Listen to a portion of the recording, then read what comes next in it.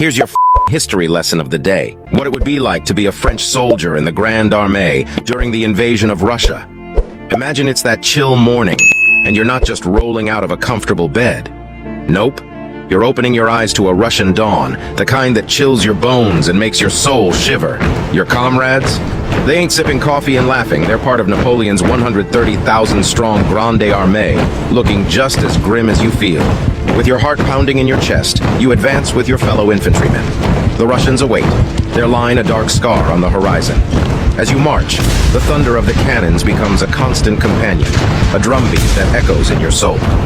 You know when you're at a fireworks show and the first big explosion makes you jump? Now take that and make it 1,300 French cannons. The Russians add their 600 like a bad drummer joining the band, and it ain't pretty, it's deafening. You ain't just walking, you're marching towards a line of Russians that looks like a scar on the horizon. The cannon's roar ain't just noise, it's a constant reminder that this ain't no parade. Ever been in a fist fight? This is a fist fight with hundreds of fists, bayonets, and bullets. The smoke, the screams, the steel. It's like being in a nightmare where everything's out to get you. Your musket kicks back like it's mad at you, and you watch men fall like they're made of paper. The first clash with the Russian infantry is a blur of smoke, steel, and screams. Your musket kicks against your shoulder as you fire, and you see men fall, their bodies twisted in unnatural ways. A Russian soldier comes at you with a bayonet, his eyes filled with fury and fear. It ain't just a fight, it's personal. He's coming at you with a bayonet, eyes wild like an animal. You parry, you struggle. It's like wrestling a bear and you're both desperate to win. You pierce him and he falls like a bag of rocks. It ain't glory, it's survival.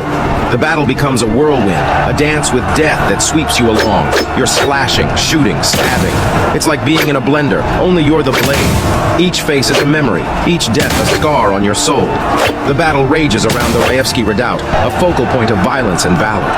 You are caught in the storm, fighting hand-to-hand, bayonet against bayonet, face-to-face with your enemy.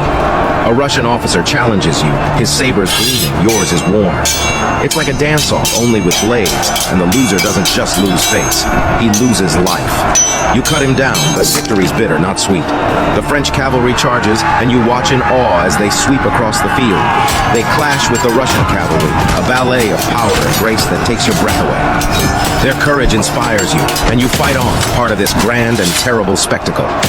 As the sun dips, you're left standing, but you ain't celebrating. The field's a mess, like a party gone wrong, and you're one of the leftovers. The battle's won, but it's like winning a game you wish you'd never played. There were around 70,000 casualties in just a single day. The French suffered about 30,000 casualties, while the Russians had about 40,000. Despite the losses Napoleon continues to push forth, marching towards Moscow, you feel it all. The weariness, the memories, the faces of those you killed. It's like a bad hangover that won't go away. The Russian winter's coming, but it's the battle that'll haunt you. Like a song stuck in your head. This march is like when you realize the great party you were headed to has been canceled and the hosts burnt down the house to make sure no one has fun. The Russians are playing real dirty, destroying everything they can't take with them. Imagine walking into a buffet, only to find all the food's been torched. It's like that, but way worse. So you're hungry, cold, and desperate. You're breaking into houses like you've lost your keys at 3 a.m., only you're looking for anything to eat or burn. But there's nothing. It's like ransacking an empty fridge, except the fridge is a village, and the village is all ashes and sorrow. Now here's where things get real intense. You run into some Russian partisans and they ain't happy to see you. It's like stumbling upon a wild animal in its den and it's you or them. You lock eyes with this one guy, and it's like staring down your worst enemy in the schoolyard. Punches, cuts, a brutal dance of death. You kill him, but it's like winning a prize you never wanted. This is where it gets downright grim. You come upon a village, and there are people there, real people with real fear in their eyes.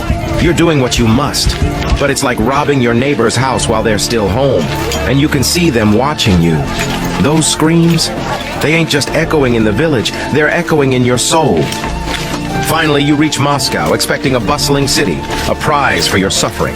Instead, you find a ghost town, the Russians having evacuated or recruited most of the population. Buildings are on fire, the streets are empty, and the city feels like a tomb. The scorched earth policy has reached its horrific climax, and the victory feels hollow, a mockery of all you have endured. Did you think conquering Moscow was winning the lottery? Think again. That city's as empty as your pockets on payday after a wild night out. The orders come to retreat, and you feel like someone who's partied all night but wakes up to a pounding headache. That victory? It's hollow, like the echo of a laugh in an empty room.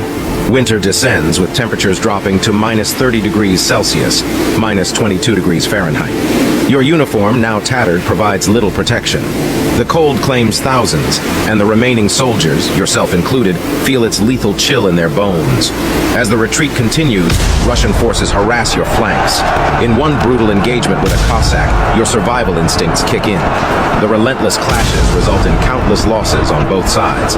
Food becomes a mirage. The army loses an estimated 10,000 men to starvation, and desperation turns brother against brother.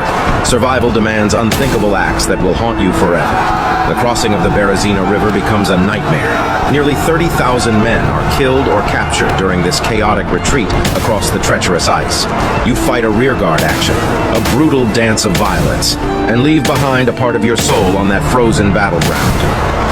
The nightmarish retreat continues through a frozen wasteland as temperatures remain below minus 20 degrees Celsius, 4 degree F.